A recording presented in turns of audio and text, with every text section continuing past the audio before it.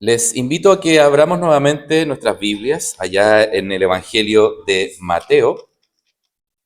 Vamos a leer los primeros 20 versículos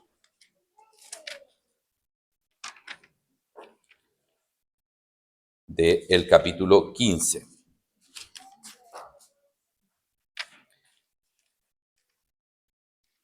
Van a seguir ahí la lectura de la palabra del Señor en Mateo capítulo 15, los versículos 1 al 20. Si lo han encontrado, puestos en pie, damos lectura a la palabra del Señor. Siguen ahí la lectura en sus Biblias. Mateo capítulo 15, versículos 1 al 20. Entonces llegaron a Jesús ciertos escribas y fariseos de Jerusalén, diciendo: ¿Por qué tus discípulos traspasan la tradición de los ancianos?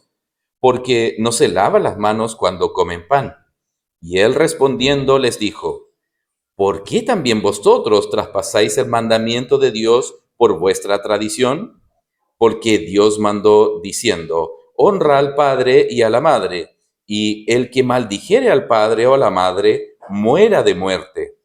Mas vosotros decís: cualquiera que dijere al padre o a la madre, es ya ofrenda mía a Dios todo aquello con que pudiera valerte. No deberá honrar a su padre o a su madre con socorro.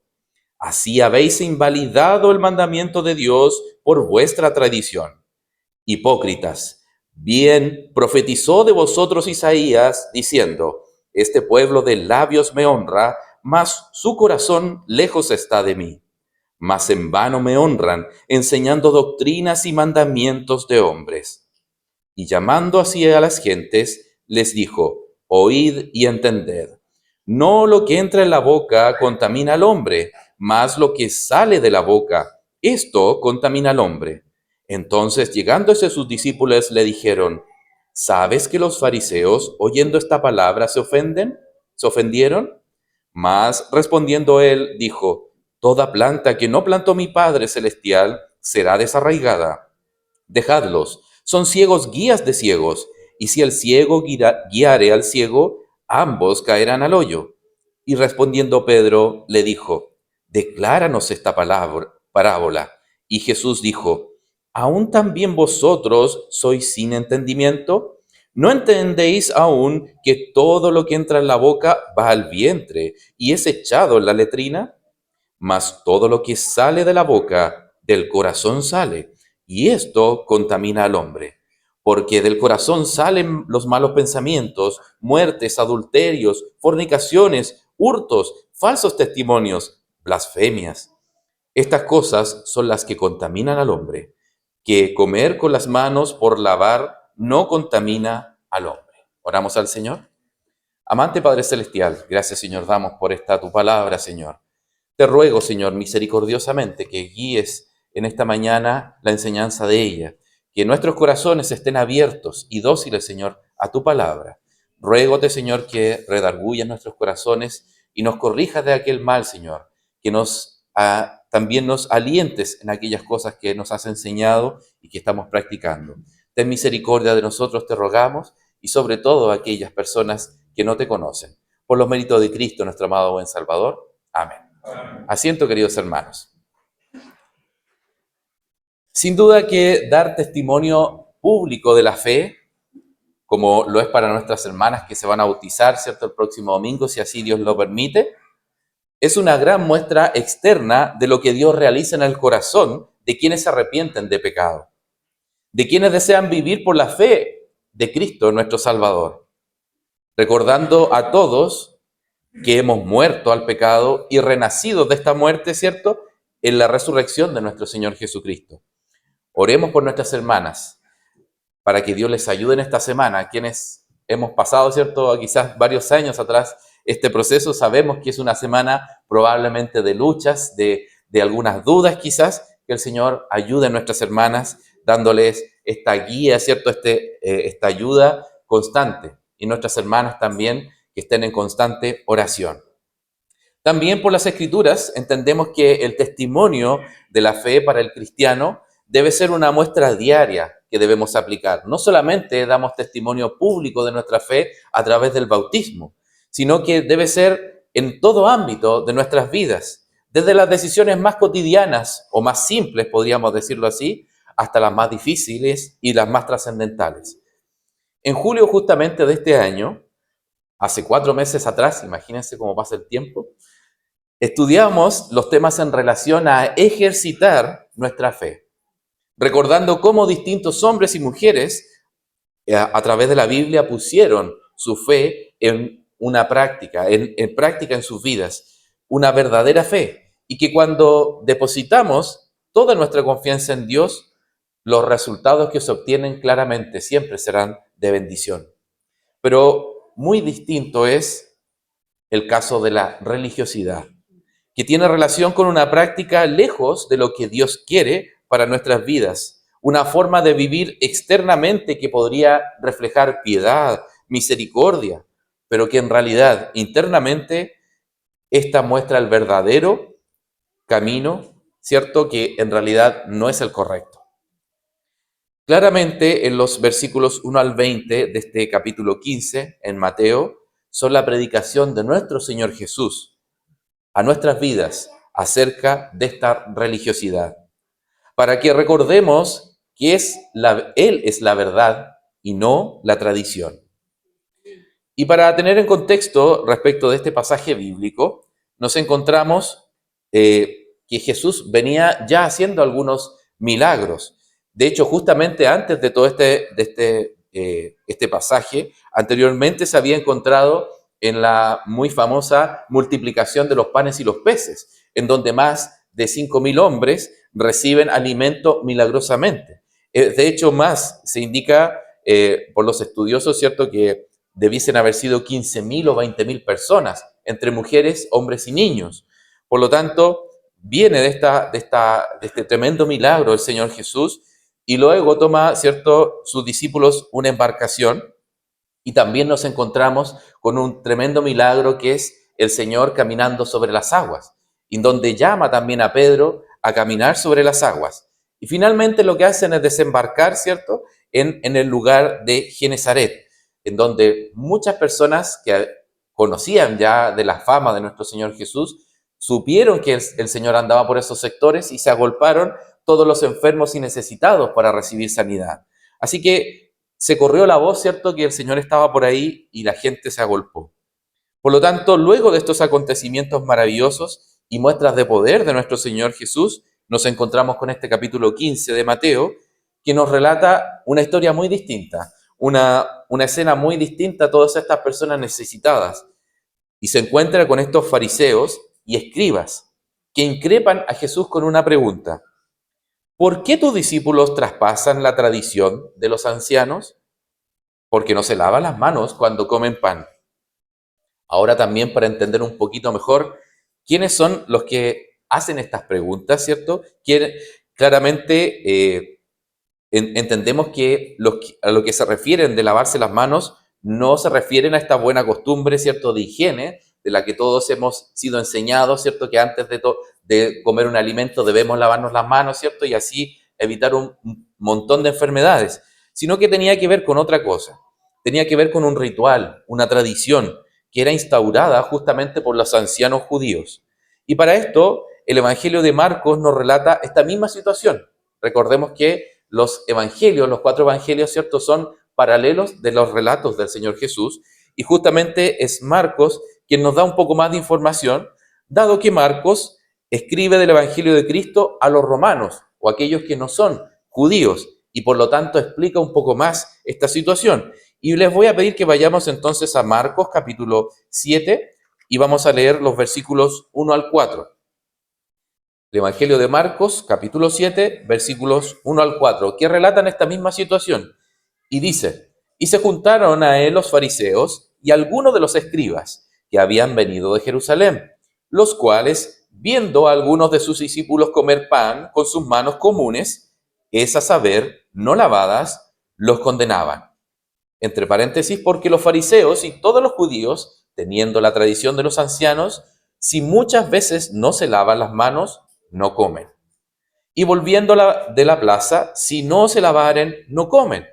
Y muchas otras cosas hay que tomaron para guardar, como las lavaduras, de los vasos de beber y los jarros y de los vasos de metal y de los lechos. Termina aquí la comparación con el libro de Marcos. En primer lugar, estos fariseos y escribas se referían a una práctica que era instaurada por la tradición, que proviene de los rituales de purificación del servicio sacerdotal en el templo. Si nos remontamos, ¿cierto?, al Antiguo Testamento, en el tiempo de Moisés, muchos sacerdotes hacían estos lavamientos, ¿cierto?, dado que Dios exigía una profunda entrega y pureza que debía ser externalizada con estas ceremonias de purificación o dedicación. De hecho, distintos tipos de bautismos habían para servir en el templo. Pero los judíos habían ampliado la aplicación de esta ceremonia y en ocasiones, claramente, donde la escritura no lo demandaban, ellos aplicaban y eran tremendamente disciplinados en estas nuevas instauraciones que ellos habían mencionado al pueblo. Y es más, si nos fijamos, esta era una señal orgullosa de ellos. Dice que cada vez que volvía de la plaza lo hacían también. Es decir, como que veían de una forma despectiva haberse relacionado con la gente del pueblo. Haber estado en su presencia misma, a ellos les parecía inmundo. Y la purificación, pasó a ser algo más que una separación de pecado, sino que un estatus vanaglorioso de parte de los fariseos. Esto era demostración de que las enseñanzas que los fariseos y los escribas no solamente las creían, sino que las defendían férreamente. Estos personajes eran descendientes de una teología basada en la ley mosaica, un movimiento de piedad que también se formó históricamente en respuesta a influencias paganas. Veamos que la intención era buena, de alguna forma, de este grupo, de mantener las escrituras, ¿cierto?, que ellos conocían bajo una pureza. Pero finalmente fueron agregando tradiciones, muchas enseñanzas, ¿cierto?, de los ancianos y las ponían claramente sobre las escrituras. Ciertamente, ¿cierto?, llegaron a convertirse en una casta de élite, separado de todo el resto del pueblo, que ellos percibían como paganos. Ciertamente era una secta que se autodenominaba superior a los demás. La interpretación directa de estos versículos nos indican que los fariseos y escribas que se presentaron a Jesús estaban colocando las costumbres de las enseñanzas sobre las escrituras o al mismo nivel de las escrituras. Y si comparamos con las recientes 5 solas que ya hemos estudiado, ¿cierto?, hace muy poquito respecto de la Reforma, ciertamente solo escritura, que es una de las 5 solas, ¿cierto?, es un concepto totalmente opuesto a lo que los fariseos vivían y estos escribas practicaban. Podría mencionar, queridos hermanos, muchas costumbres, tradiciones de nuestra iglesia, algunas buenas, otras que quizás podríamos cuestionar. Podríamos también señalar algunas actitudes o acciones meramente religiosas que muchas veces hacemos. Pero a cada cual corresponde evaluar frente a las escrituras si éstas están tomando el lugar que le pertenece a nuestro Señor. Pero si tu vida entera, querido amigo, se mueve por costumbres, tradiciones o religiosidad, te invitamos a conocer realmente a Cristo. Es quien hoy te habla a través de su palabra. Continuando con la enseñanza de estos pasajes bíblicos, se deja notar la intención y la forma de actuar también de estos fariseos. Fíjense ustedes que no eran directos, ni siquiera valientes en cuestionar a Jesús.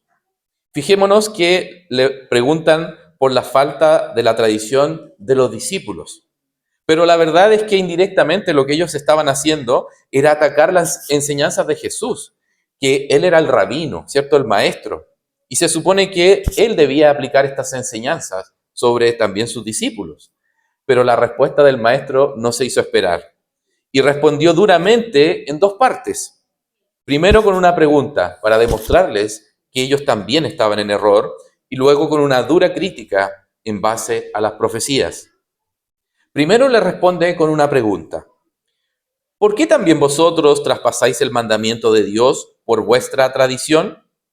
Denotando, cierto, así un ataque directo a ellos, a lo que habían preguntado, dado que Jesús les mencionó el mandamiento de Éxodo 20:12, que dice, y que todos los hijos pequeños, ¿cierto? Nos dan ahí cuando somos más pequeños, honra a tu padre y a tu madre porque los días se alarguen en la tierra que Jehová, tu Dios, te da. Y también les recuerda lo que dice en Éxodo capítulo 21:17. Igualmente, el que maldijere a su padre o a su madre morirá. Demostrando que los fariseos realmente no eran capaces de seguir las escrituras y que añadían a conveniencia enseñanzas propias, dado que ellos decían, cualquiera que dijere al padre o a la madre, es ya ofrenda mía a Dios, todo aquello con que pudiera valerte, no deberá honrar a su padre o a su madre con socorro. En otras palabras, o parafraseando, queridos hermanos, esto están diciendo estos fariseos. Es ofrenda a Dios todo lo mío con lo que pudiera ayudarte, indicando a los padres, ¿cierto? Los hijos hacia los padres. No tiene obligación entonces de cuidar a sus padres. Con esto, claramente lo que hacían era evadir la responsabilidad de los hijos del cuidado de sus padres, porque dedicaban todo lo que pudiesen dar para cuidar a sus padres como ofrenda a Dios. Entonces, con esto se libraban de la responsabilidad del cuidado. Pero claramente, ¿cierto? Lo que hacen es evadir su responsabilidad y claramente Jesús demostró que invalidaban el mandamiento respecto de con sus vanas tradiciones. Y a continuación hace una crítica bastante dura y bastante directa, sin eufemismo, ¿cierto? Sin esconder el significado. Les llama hipócritas. Y espero que a pocos les haya tocado ser amonestados por el pastor. Pero si alguno padeció alguna amonestación, recuerde cómo trató Jesús a los fariseos y entonces aceptemos la corrección de nuestro pastor. Cristo les llamó hipócritas porque aparentaban externamente una piedad, una honra a Dios, pero en realidad en el interior, en sus corazones, estaban llenos de orgullo y vanagloria, enseñando falsas doctrinas que les satisfacían sus propios deseos, que tranquilizaban sus conciencias. El Señor Jesús cita a Isaías 29:13, cuando dice pues el Señor, porque este pueblo se me acerca con su boca y con sus labios me honra, mas su corazón alejó de mí y su temor para conmigo fue enseñado por mandamiento de hombres. Nuevamente nos corresponde examinar si vivimos una vida en Cristo realmente verdadera, valga la redundancia, o vivimos una faceta externa de falsedad. Siendo cristianos quizás de cuatro paredes, que en el templo somos una persona y afuera somos otra. O que en algunas decisiones dejo a Dios que tome la palabra, pero en otras me las reservo para mí. Y yo tomo mis decisiones independientes de las Escrituras. Luego el Señor se dirige a otra audiencia. En el versículo 10, desde ahí en adelante, ya no sigue hablando con los fariseos y los escribas. La Biblia no los indica y no es explícita en esto, pero pareciera que estos personajes ya se fueron o se fueron indignados, incluso por lo que dice, ¿cierto? Ahí también uno de sus discípulos. Ahora llama la atención de los demás, que escuchen y atiendan lo que él explicaría. Jesús declara un principio de dónde está la maldad del hombre y la verdadera inmundicia. Esta viene dentro de nuestro interior por el pecado que tenemos en nuestra naturaleza. Aquello que puede dañar o contaminar viene desde dentro de nosotros, no desde afuera. Por tanto, todos estos ritos externos no sirven de nada si en realidad nuestro corazón es el que está contaminado. Hay una necesidad mayor, una herida mucho más importante que sanar: el corazón pecador. Las filosofías humanistas y la misma psicología muchas veces trata de explicar e incluso justificar ciertas acciones por factores externos, dando crédito incluso a lo que nos rodea, a las culturas, quizás a su entorno familiar, para, entre comillas, obligarlo a ciertas acciones. Jesús es claro en decir que el ser humano es responsable debido a su naturaleza llena de pecado. Porque del corazón salen los malos pensamientos, muertes, adulterios, fornicaciones, hurtos, falsos testimonios, blasfemias. Estas cosas son las que contaminan al hombre, que comer con las manos por lavar no contamina al hombre. El Señor va más allá que la comida, la bebida, ritos, costumbres o tradiciones. La verdad es una sola. Necesitamos a Dios para limpiarnos del pecado, porque sin Él, nada de lo que hagamos o dejemos de hacer puede producir obras dignas de salvación. Y su nombre es Jesús. Él es el camino, la verdad y la vida, y nadie va al Padre si no es por Él.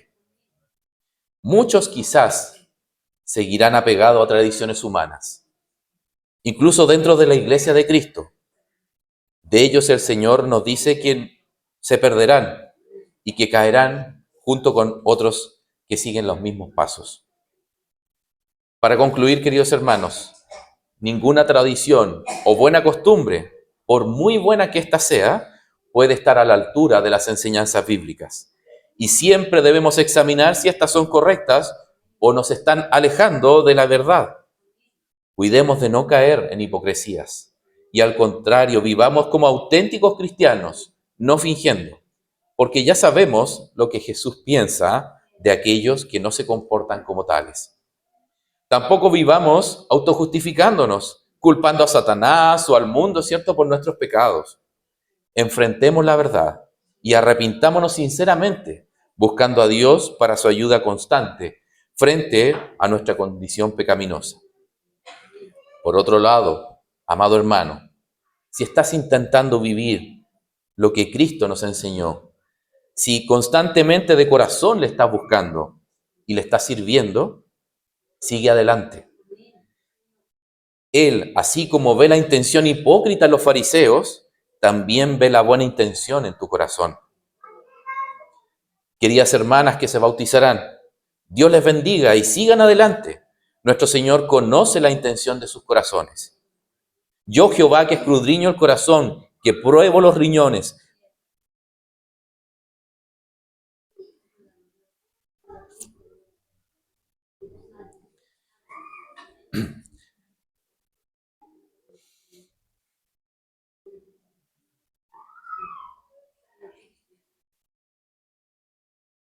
para dar a cada uno según su camino, según el fruto de sus obras.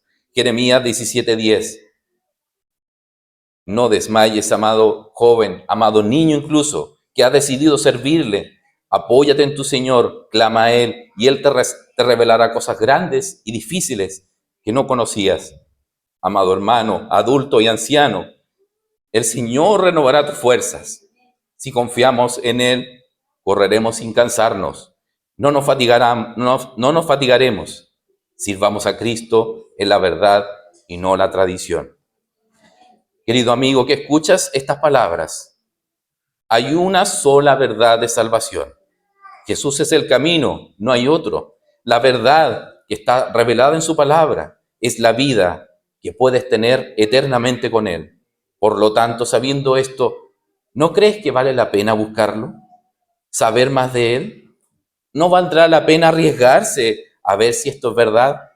Te invitamos a conocerle más, a leer tu Biblia. Síguenos escuchando y contáctate con nosotros para guiarte a Dios en lo que sea posible. Oramos al Señor. Amante Padre Celestial que estás en los cielos, gracias, Señor, por tu palabra. Gracias, Señor, porque ella muchas veces, Señor, nos enseña con dureza, con franqueza, Señor, y directo a nuestros corazones. Te rogamos, Señor, que puedas ayudarnos, porque solo, Señor, en esta vida no podemos. Te rogamos, Señor, que dirijas a nuestras hermanas que han tomado una gran decisión, Señor, de dar testimonio público de su fe. Te rogamos que cada día, Señor, no solamente el próximo domingo, Señor, cada día puedan dar testimonio. Y ayúdanos también a no vivir, Señor, hipócritamente, sino que realmente, basados en tu palabra, no en tradiciones humanas, Señor, o conveniencias personales. Te rogamos, Señor, por tu iglesia, por tu pueblo, por los méritos de Cristo, nuestro amado buen Salvador. Amén. El Señor le bendiga, hermanos.